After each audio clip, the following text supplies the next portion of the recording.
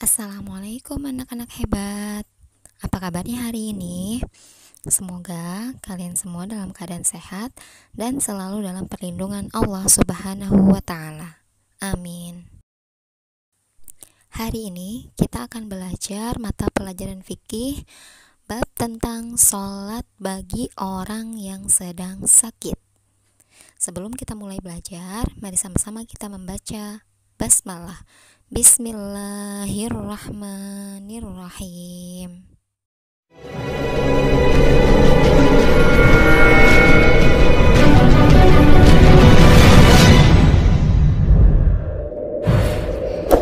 Jangan lupa subscribe gratis. Jangan lupa tekan loncengnya. Sholat merupakan kewajiban pertama dan ibadah yang pertama kali diminta pertanggungjawabannya oleh Allah Subhanahu wa taala di hari kiamat nanti. Maka dari itu, kita diwajibkan untuk melaksanakan sholat baik dalam keadaan apapun, misalnya ketika peperangan, ketika sedang bepergian, bahkan ketika sedang sakit. Dan Allah memberikan rukhsah atau keringanan kepada orang yang sedang sakit. Jika tidak mampu melaksanakan sholat dengan berdiri, boleh melaksanakan sholat dengan cara duduk atau dengan cara berbaring. Berikut ini adalah ketentuan sholat bagi orang yang sedang sakit. Sholat dilaksanakan sambil berdiri. Jika dia tidak mampu melaksanakan sholat dengan berdiri, maka lakukanlah sholat sambil duduk. Jika dengan sambil duduk pun tidak mampu, maka sholat bisa dilaksanakan dengan cara berbaring atau telentang dengan menggunakan isyarat atau dengan kedipan mata dan hati. Dan berikut ini contoh sholat dilaksanakan dengan cara duduk. Duduknya duduk seperti tahiyat awal. Cara pelaksanaannya, mari kita simak bersama-sama. Sholat dengan cara duduk, caranya: pertama, berniat sesuai sholat yang akan dikerjakan. Kemudian membaca takbiratul ihram sambil mengangkat kedua tangan. Setelah takbiratul ihram, kedua tangan bersedekap di atas dada. Kemudian dilanjutkan membaca doa iftitah, surat Al-Fatihah, dan surat pendek dalam Al-Quran yang sudah kita bahas pada minggu-minggu sebelumnya. Di situ kita sudah bahas tentang bacaan-bacaan sholat. Kemudian ruku dengan membungkukkan badan. Adapun bacaan ruku adalah sebagaimana bacaan ruku dalam sholat dengan cara berdiri.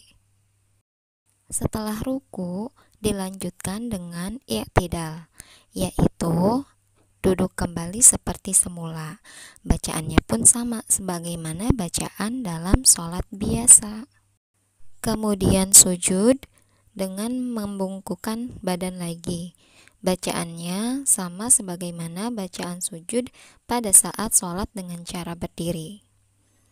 Demikian seterusnya, dilanjutkan gerakan dan bacaan sholat hingga salam sesuai dengan jumlah rakaat sholat yang diniatkan.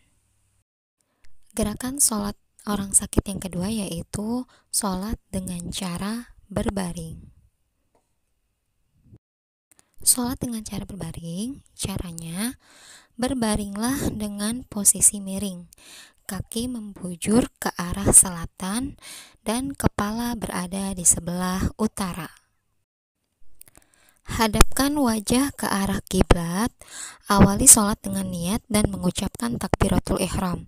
Selanjutnya bacalah doa iftitah, surat Al-Fatihah, dan surat pendek dalam Al-Quran. Setelah membaca bacaan tersebut, lanjutkan dengan gerakan ruku. Gerakan ruku dan sujud cukup dengan menggunakan anggukan kepala atau dengan kedipan pelupuk mata. Bacaan dalam ruku dan sujud sama dengan bacaan ruku dan sujud dalam sholat dengan cara berdiri. Bacaan dalam sholat dengan berbaring sama seperti bacaan sholat dengan cara berdiri. Lakukan hingga salam. Cara sholat orang yang sakit selanjutnya adalah sholat dengan cara telentang. Sholat dengan cara telentang, caranya adalah letakkan kepala di sebelah timur. Usahakanlah agar kepala diganjal dengan bantal sehingga wajah bisa menghadap ke arah kiblat. Kedua kaki diluruskan berada di sebelah barat.